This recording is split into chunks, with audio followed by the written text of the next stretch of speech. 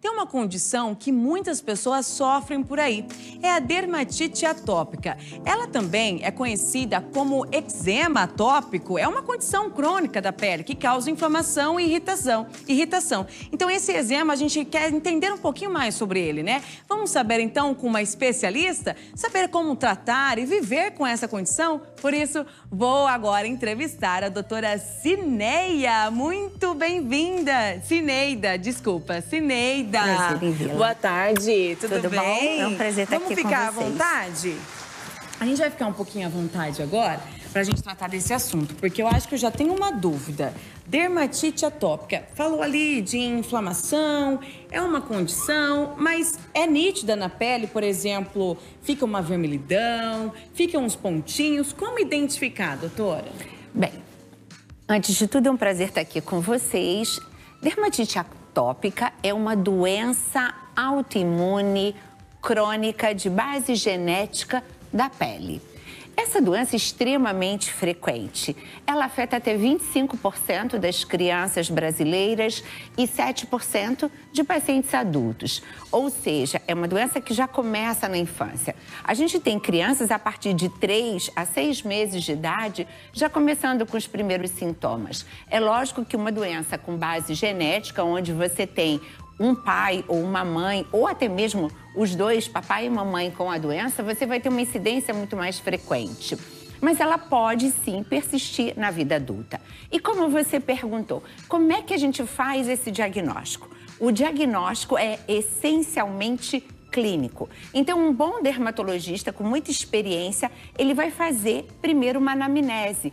É aquelas perguntas, é aquele exame físico que ele então vai detectar as alterações na pele ou da criança, ou do adolescente, ou do adulto, para que então se faça esse diagnóstico.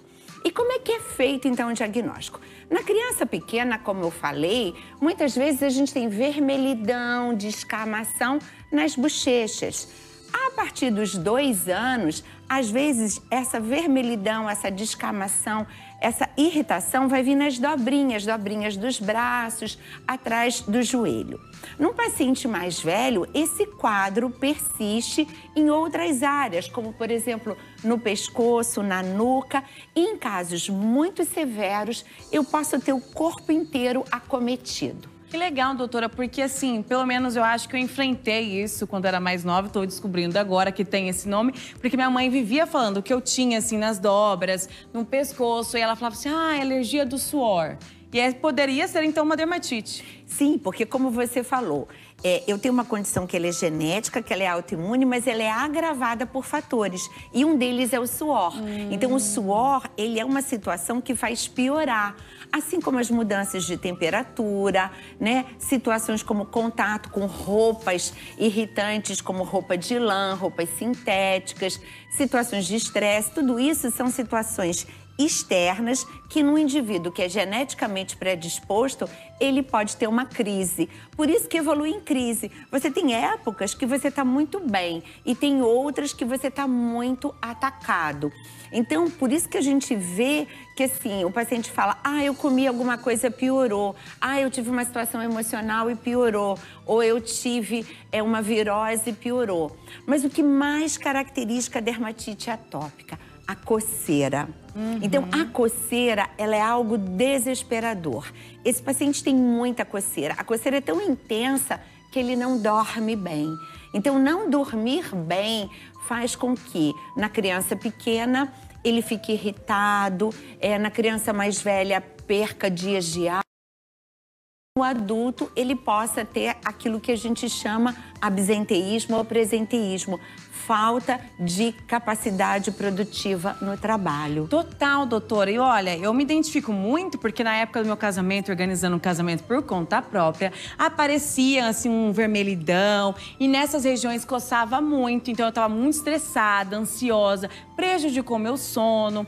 E aí, é claro, eu fui tratando isso, voltei a dormir, a descansar. Tratei também a ansiedade, então melhorou. Sim. Parei com essa coceira. E eu imagino que muita gente lá em casa também, né, estão acompanhando a gente aqui, estão se identificando e pode ser que estão percebendo agora que tenham aí a dermatite atópica. Então, vamos fazer algumas perguntas? Pois não. que o pessoal já tá mandou até algumas fotos. Primeiro eu vou fazer a pergunta e eu te mostro a foto se precisar, tá? Doutora, eu gostaria de saber se isso é dermatite atópica, porque coça muito, pinica, queima, dói e eu não durmo mais à noite, que é o que a gente estava falando agora. Eu tenho isso desde criança e ataca o corpo todo. Talvez já seja aquele nível mais avançado, né? Ó, ela colocou ali então para você dar uma olhada.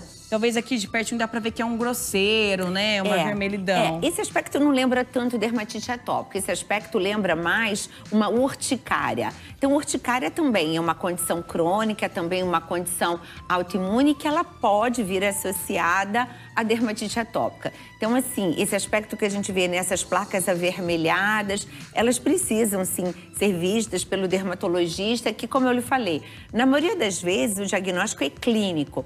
Em alguns casos, às vezes a gente precisa pedir um exame de sangue, um exame laboratorial. Raramente a gente pede, né, testes alérgicos, mas uma boa história clínica e, às vezes, alguns exames de sangue, eles nos ajudam a concluir, a definir o diagnóstico. A boa notícia é que antes nós não tínhamos medicamentos específicos para isso. E hoje nós temos tratamentos aprovados em bula e que possam, sim, resolver até mesmo aqueles casos mais graves. Que legal, porque antes, eu não sei, eu posso estar enganada, a doutora me corrija, mas assim, antes utilizavam o quê? Um antialérgico. Ah, então um antialérgico já dá sono, já dorme, já para de se coçar e hoje tem um medicamento só para isso, então. Sim, a grande diferença, né, dos últimos anos, mais ou menos de 5 anos para cá, nós temos medicamentos que foram desenvolvidos para o tratamento da dermatite atópica, sendo que tem alguns que estão aprovados até mesmo para bebês a partir de 6 meses de idade. Então isso é transformador, porque eu não vou ter apenas um medicamento que vai suavizar um sintoma, ele vai tratar a causa da doença. Então, hoje a gente tem exatamente o conhecimento de que mecanismo é esse e que hoje essas medicações estão aprovadas em bula pela Anvisa e pelas agências regulatórias internacionais. Então, são medicamentos seguros, são medicamentos que não envolvem corticoide, porque antigamente, né, o grande medo era esse.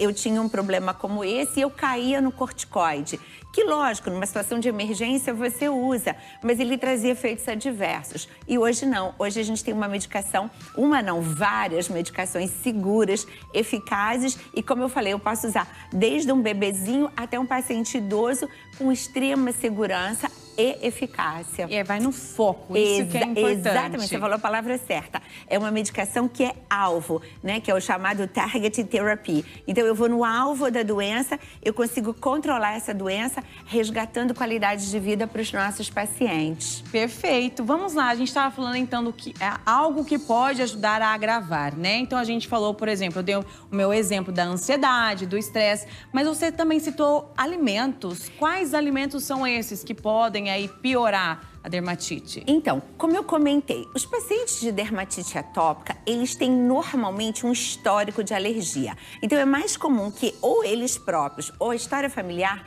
venha associada com asma, com rinite e também com alergia alimentar. 35% dos pacientes que tenham dermatite atópica têm algum grau de alergia alimentar. É lógico que isso vai passar por uma avaliação muito especializada para que a gente possa fazer essa relação causa e efeito. Não é simplesmente chega e fala assim, tira o ovo, tira o camarão, tira o glúten, tira o leite. Até porque esses alimentos são extremamente necessários, seja para uma criança ou para um adulto. Mas algumas coisas a gente já sabe que são altamente sensibilizantes e alergizantes, como, por exemplo, corantes, conservantes. Corantes que eu chamo muito a atenção, os corantes amarelos, como a tartrazina, né? Um exemplo que a gente dá, esses macarrões instantâneos que tem aquele pozinho amarelinho, aquilo tem tartrazina, que é altamente sensibilizante. Outros corantes, os corantes vermelhos, como por exemplo a cochonilha, ele é também altamente sensibilizante. E aí uma coisa que eu chamo a atenção, às vezes a gente vai tomar um antialérgico e o antialérgico é colorido, é vermelho, principalmente esses que a gente usava para crianças. Então você imagina que você tinha um quadro alérgico e você dava um xarope para uma criança de alergia com corante vermelho. Então, em vez de você estar melhorando, às vezes você estava agravando o processo. Então, do ponto de vista alimentar, sem sombra de dúvida, a gente tem que fazer uma investigação mais aprofundada, mas assim, de maneira geral, corantes e conservantes, não. Quanto mais saudável, mais natural for essa alimentação, melhor. A gente pode dizer assim, para evitar, então, que as pessoas fiquem nessas condições, né, com crises, seria um combo, doutora? Ir num dermatologista, fazer investigação, receber o diagnóstico, procurar uma nutricionista, porque se descobrir alguma alergia, já faz ali uma dieta mais balanceada, mais adequada, né? Quem sabe também procurar um especialista, um psicoterapeuta, porque se pode ser estresse, ansiedade, assim, é um combão, seria o ideal. Todas as doenças crônicas, né, e as doenças crônicas de base autoimune, elas precisam desse equilíbrio, né? Sem sombra de dúvida, na dermatite atópica, quem vai estar cuidando é o dermatologista, porque a gente precisa prescrever todas essas medicações. Mas como você falou, super importante que a gente tenha a condução, né, de um bom terapeuta para nos ajudar a lidar com o estresse, que a gente tenha a nutricionista nos ajudando com as dietas anti-inflamatórias e o que eu sempre chamo a atenção, a hidratação. O paciente com dermatite atópica, ele tem uma alteração da barreira cutânea. A barreira cutânea, a nossa pele, que nos protege contra as alterações do meio ambiente, poeira, poluição, micro-organismos, ela é alterada no paciente com dermatite atópica. Então, banhos rápidos, evitar usar sabonetes muito irritantes, evitar usar bucha. Eu sempre brinco e falo sobre isso. Bucha, pelo amor de Deus, a nossa pele não é uma panela engordurada que eu tenho que passar bucha. Então, banho rapidinho, água não muito quente, sabonetes adequados, não usar bucha e hidratar. Essa hidratação, logo depois do banho, ela vai recuperar essa barreira cutânea. E aí, em casos mais severos, a gente vai lançar mão dessas novas medicações. E eu gostaria de falar de uma coisa que eu tenho um orgulho muito grande. O Paraná é o primeiro estado da federação que nós conseguimos fazer uma lei de dermatite atópica, que em breve já estará disponibilizando esses novos medicamentos para a população através do Sistema Único de Saúde. Nossa, que incrível! Exatamente. Porque eu imagino assim, como você comentou, das porcentagens lá, né, de pessoas que têm isso, vai ajudar muito. Sim, sim. Eu acho que a luta é sobre isso, né? Nós, no passado, fizemos uma lei na psoríase, que é uma outra doença autoimune, e aí chegou esse momento que a gente pensou, bem, agora a gente precisa fazer isso com a dermatite atópica, porque aqui a gente tem a grande dificuldade que a maioria desses casos são crianças e adolescentes. Então, nós corremos atrás disso, conseguimos, a nível da Assembleia Legislativa do Paraná, fazer a aprovação dessa lei, que foi no final do ano passado, e agora a gente está conseguindo, junto à Secretaria Estadual de Saúde, que esses medicamentos, que a maioria são de alto custo, cheguem de maneira hierarquizada, né, lógico, através dessa secretaria, através dos dermatologistas, para que aqueles pacientes muito graves, que realmente precisem desses medicamentos, possam ter acesso. Então, eu acho que a gente realmente, aqui no Paraná, às vezes a gente reclama, mas a gente tem muita coisa boa, a gente tem essa proatividade de ir atrás, de buscar e de fazer com que a coisa aconteça. E olha que legal, o conhecimento é tudo, né? Porque daí as mamães também que estão aí de plantão pensando, nossa, o meu filho tem isso, já fica aí no jeito, prestando bem atenção por dentro dessa novidade, quem sabe já não garante também através do sistema público. E aí, falando nas mamães, tem uma mãe, a Joyce, ela mandou então uma dúvida, porque ela falou que tem um bebê de 4 meses, ele tem várias manchas pelo corpo e até nas partes íntimas. O que está mais atacado é na região do rosto. Pode ser dermatite? Ela falou que ele fica mais irritado quando ele mama ou esfrega as mãozinhas no rosto. É muito importante essa avaliação. Às vezes pode ser o início de dermatite e às vezes pode ser também aquilo que a gente chama a PLV, que é a alergia à proteína do leite de vaca. Então tem que ver se ele está só em aleitamento exclusivo materno ou se por acaso ele já está usando algum tipo de fórmula. Porque às vezes o que a gente pode estar tendo já é o início também de uma alergia alimentar, né? Sem sombra de dúvida, ele precisaria passar pelo dermatologista para uma avaliação. Já que a gente está falando de bebê, e você falou também do banho, eu admito que por conta dessas alergias, que eu ficava achando que era ou água muito quente, água com muito cloro, ou até mesmo sabonete. Tem uma coisa que deu certo comigo, pelo menos. Vamos ver se é coisa da minha cabeça, doutora. Eu uso sabonete infantil, sabonete de bebê. Não sei se é bom pro corpo por ser adulto ou não, mas assim, deu certo. Sim, então, exatamente. Quando você tem um produto, né, que é feito para crianças, ele tem formulações mais leves. Então, teoricamente, ele vai ser menos irritativo, menos alergizante e ele vai ser mais agradável mesmo para uma pele adulta. O problema é que se você tem um quadro muito severo de dermatite atópica, nem mesmo um sabonete infantil vai ser suficiente. Às vezes a gente vai ter que ter uma fórmula que a gente chama Sindet. O que é isso? É uma fórmula que a gente não tenha nenhum sabão, né? Então, num bebê ou numa criança que não tenha dermatite atópica, eu recomendo que use apenas produtos para crianças. Agora, se eu já tenho uma dermatite atópica, aí eu tenho que usar essas fórmulas especiais.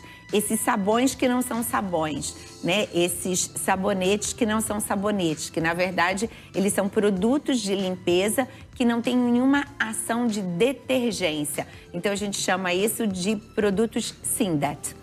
Que legal! E aí a gente tá falando desse assunto de banho, né? Você também falou da hidratação. Aqueles óleos, sabe, doutora, que muitas mulheres utilizam durante o banho, eles podem também? Usa o sabonete normal, depois passa o óleo, isso ajuda? Então, o óleo, na verdade, o que ele vai fazer? Ele vai diminuir a perda de água transepidérmica. Traduzindo, quando você tem dermatite atópica, você tem uma perda maior de água, de hidratação normal da nossa pele.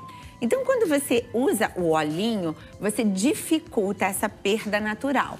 Mas você, na verdade, não está hidratando. Para você hidratar, você tem que repor o quê? Você tem que repor ceramidas, ácidos graxos, você tem que repor o fator natural de hidratação da pele. Então, só o olhinho não vai fazer isso. Então, o olhinho, ele me ajuda a evitar a perda da água, mas ele não ajuda a repor aqueles ingredientes naturais que uma pele hidratada tem. Então, o que a gente aconselha é a gente buscar hidratantes que tenham, por exemplo, ceramidas, ácidos graxos, né? Às vezes uma ureia em concentração bem baixinha, acima de 3%, que aí ela tem uma ação hidratante e não irritante.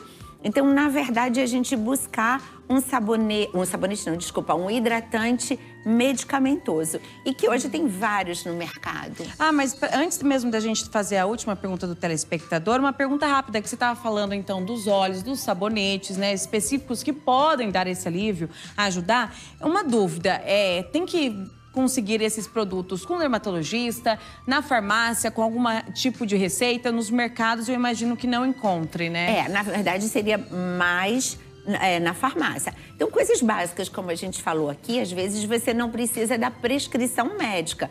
Então, a gente já bateu um papo aqui, a gente já orientou. Então, a gente pode usar sabonetes que não sejam irritantes, né? Se você não tem a dermatite, às vezes sabonete infantil. Ou então esse sabonete que não tenha detergência. O nome, como eu falei, Sindet, S-Y-N-D-E-T.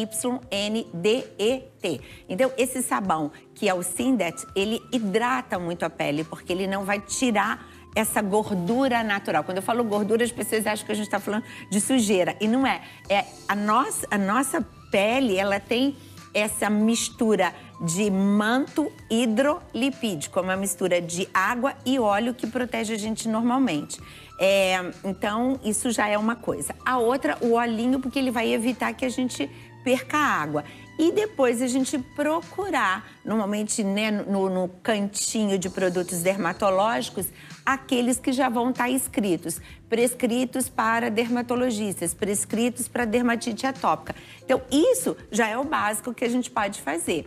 Aí, quando for uma dermatite mais severa, se a gente vai ter que usar uma pomada, ou se a gente vai ter que tomar um remédio, ou vai ter que usar dessas medicações novas que são injetáveis, aí sim a gente precisa do acompanhamento do dermatologista.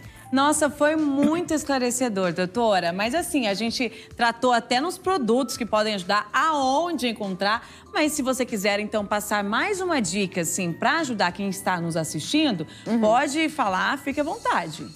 Bem, o que eu acho que a gente precisa? Em primeiro lugar, acho que a gente precisa ter um diagnóstico. A gente precisa ter certeza se o que a gente tem é dermatite atópica mesmo, né? Porque existem outras doenças de pele que às vezes nos confundem, como, por exemplo, a psoríase, que é uma outra doença muito crônica também. Existe uma outra doença que, às vezes, ela passa despercebida, né, que é o linfoma cutâneo, que, na verdade, é até mesmo um tipo de câncer de pele e que pode ser confundida. Existe uma outra forma de dermatite chamada dermatite herpetiforme, super rara e que, na verdade, é associada com a doença do glúten. Essa, sim, tem 100% relação com a ingesta de glúten. Então, antes de tudo, o que a gente precisa? A gente precisa de um bom diagnóstico com o dermatologista. Eu sempre falo que para a gente propor uma terapêutica, a gente propor um tratamento adequado, a gente tem que ter o diagnóstico adequado, a gente tem que saber corretamente o que a gente tem. Depois que a gente tem esse diagnóstico, aí a gente fica mais tranquilo, porque aí a gente vai aprender o que ajuda e o que atrapalha. E a gente entender que hoje, graças a Deus, a ciência não para de evoluir. Nesse momento, no Brasil, nós temos pelo menos 5 medicamentos aprovados em bula para o tratamento da dermatite atópica.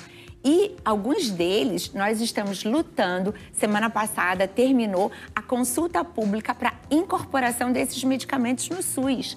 Então, assim, são momentos que eu falo muito felizes. Eu preferia que ninguém tivesse dermatite atópica. Mas se o tem, que bom que é hoje. Que bom que a ciência está avançando e que novidades estão chegando. Até o final do ano, mais 2 novos medicamentos chegarão ao Brasil para esses casos mais severos. Então, isso é transformador. Isso muda a vida das pessoas. Eu que trato pacientes graves com dermatite atópica, eu tenho uma alegria muito grande quando eu vejo que as pessoas falam para mim, eu tô podendo ir na piscina, eu tô podendo usar um short, eu não me sinto mais constrangido. O resultado, o alívio, né, Exatamente, doutora? porque outra coisa que eu esqueci de falar que é super importante. Dermatite atópica não é contagioso. Não pega, a gente pode passar a mão, a gente pode abraçar. E às vezes essas pessoas, porque as lesões são muito exuberantes, são muito visíveis, né? Às vezes sai uma aguinha, sai exudação, né? Tem feridas, estão infectadas, você precisa tomar antibiótico. Às vezes as pessoas têm nojo, acham que pegam.